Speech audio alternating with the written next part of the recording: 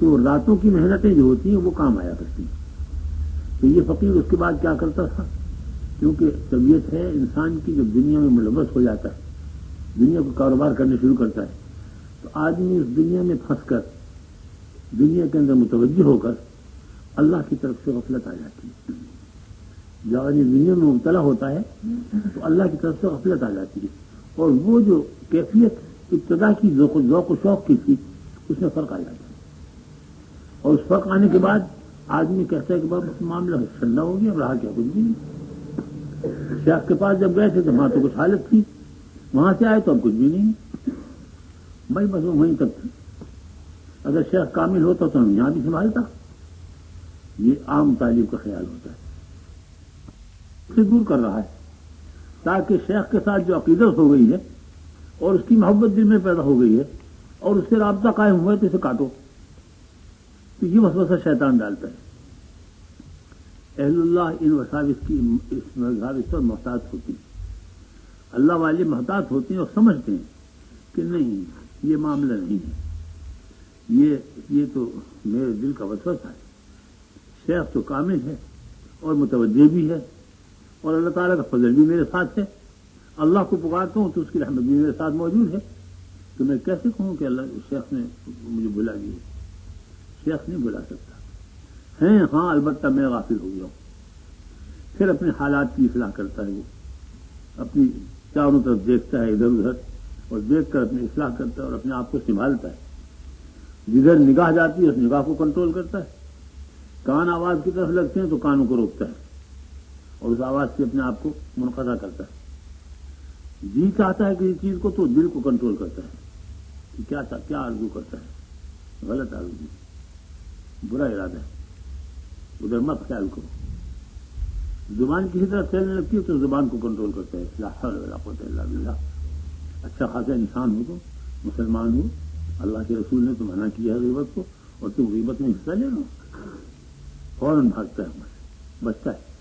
تو اللہ والا جو ہے وہ ہر وقت ان چیزوں کی احتیاط کرتا رہتا ہے. وہ اپنے آپ کو ہر وقت ہر طرف سے بچاتا ہے. فکر اس کی یہی ہوتی ہے ادھر سے بچ جاؤں ادھر سے بچ جاؤں ادھر. یہ اس کا قلعہ ہے, یہ اللہ والے کا حصار ہے.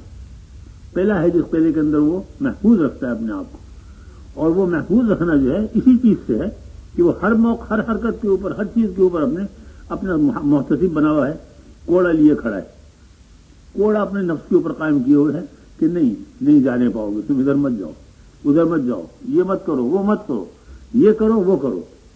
اس کے اوپر لگا ہوا ہے برابر, خود اپنے اوپر مسلط ہے.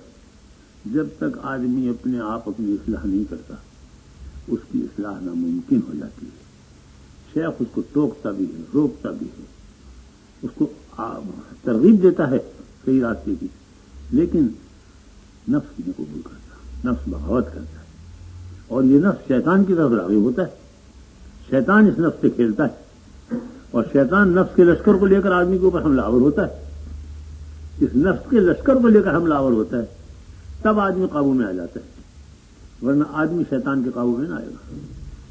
مومن ایمان چھوڑ کر شیطان کے ساتھ نہیں دیا کرتا, لیکن شیطان بڑا استاد ہے, اسے ڈھنگ آتے وہ ڈھنگ لگاتا ہے. تو اسی بہت احتیاط چاہیے. یہ کتابیں جو ہوتی ہیں صالحین کے حالات کی, ان کتابوں میں خصوصیت یہ ہے کہ یہ ان لوگوں کے حالات ہیں جن لوگوں نے ان منازل کو طے کیا ہے, جنہوں نے یہ منزلیں طے کی ہیں, یہ ان کے حالات ہیں. جب ان حالات کو آدمی پڑھتا ہے تو ان کو پڑھتا اس کے دل میں وہ جو غفلت طاری ہو گئی, وہ چنگاری کے اوپر بھوبل آ گئی تھی, اس بھوبل کو وہ باطن اس کا پھونک مار کے اڑا دیتا ہے. اس بھوبل کو اڑا دیتا ہے اور چمکتی چنگاری پھر نکل آتی ہے. تو یہ رات کو سونے سے پہلے اگر آدمی 1 یا 2 حکایات پڑھ لے تو بس کام بن گیا, پھر رات غفلت میں نہیں گزرتی. کیوں کہ باطن میں بیداری پیدا ہو گئی, باطن میں ایک جوش آ گیا ہے, باطن میں ایک حرکت پیدا ہو گئی. اس حرکت پیدا ہونے کے بعد اب جب وہ سوئے گا تو اس حرکت کے اس حال کے ساتھ ہی سوئے گا, اٹھے گا تو اس حال کے ساتھ ہی اٹھے گا, تو پھر اس کی غفلت دور ہو جائے گی. یہ بہت اچھا طریقہ ہے, یاد رکھیے. تو یہ فقیر ہمیشہ یہ کیا کرتا تھا جب کبھی رات کو غفلت آتی، غفلت نیند انسان کے اوپر غالب ہوتی ہے، آدمی تو ہے، بشر ہے، نفس تو غالب ہے، نفس ماننے سوچتا ہے چلو اب تھوڑا سا سو جاؤ، پھر تھوڑی دیر کے بعد اس کو کر لینا، کون سی بات ہے، تو رات بہت باقی ہے، 2 بجے آپ کھل گئے کوئی بات نہیں، تم 4 بجے بھی پڑھ سکتے ہو نفلیں تو اٹھ کر، کافی وقت ہے، ذرا سو جاؤ۔ تو یہ جو نفس دھوکہ دیتا ہے نا، اس دھوکے کا علاج ہے یہ، اسی وقت کتاب لے کے بیٹھ جاؤ، حالات پڑھ رہے 2-3 بس، وہ سب نفس کے جو غبار ہے نا دماغ کے اوپر، وہ سب اتر جاتا ہے نفس کا غبار، اور باطن اندر سے بیدار ہو جاتا ہے اور دل اندر سے لگ جاتا ہے۔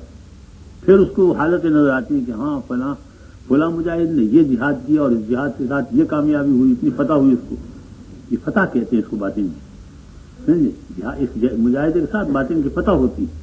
جس طرح جہاد کے ساتھ انسان ملک فتح کرتا ہے، اس طرح باطن کی فتح ہوتی ہے انسان کی، کھلتے ہیں اس کے باطن کے دروازے، یہ دروازے کھلتے ہیں عمل کے ساتھ۔ اللہ تعالیٰ آپ کو خیر و برکت دے۔ تو یہ وہ کہتے ہیں نا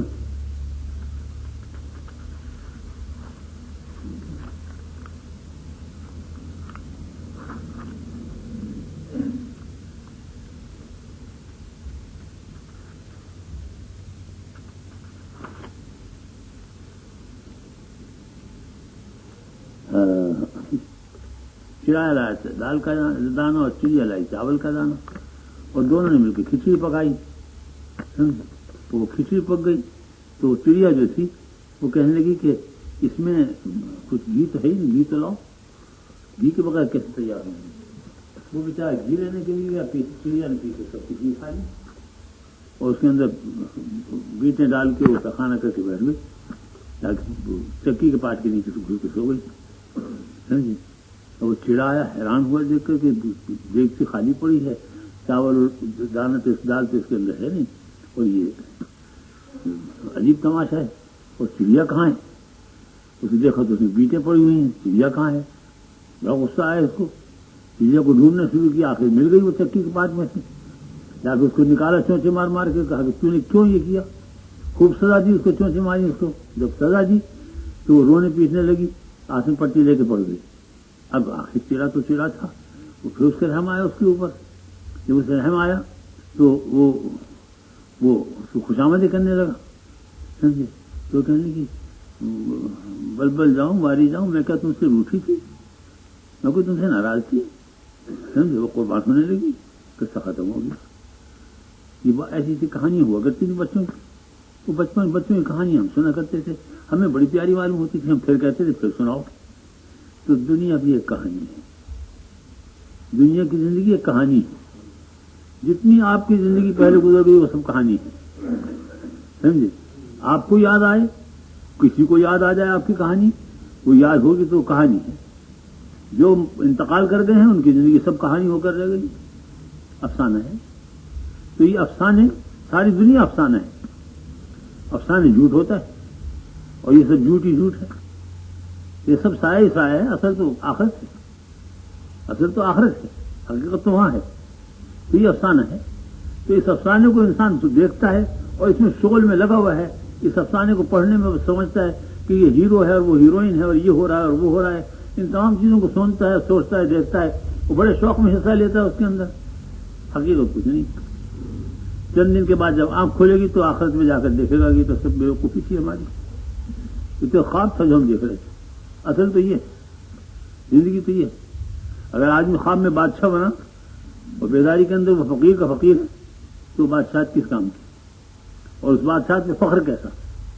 کچھ نہیں۔ تو اللہ تعالیٰ آپ کو خیر و برکت دے۔ یہ دنیا چند روزہ ہے اور اس کا تماشا جو ہے وہ تھوڑی دیر کے لیے ہے، اسی لیے ان حضرات کی جو حالات اور واقعات ہیں، اصل واقعات تو یہ ہیں، ان کے افسانے پڑھنے کے قابل ہیں کہ یہ افسانے حقیقت کے افسانے ہیں۔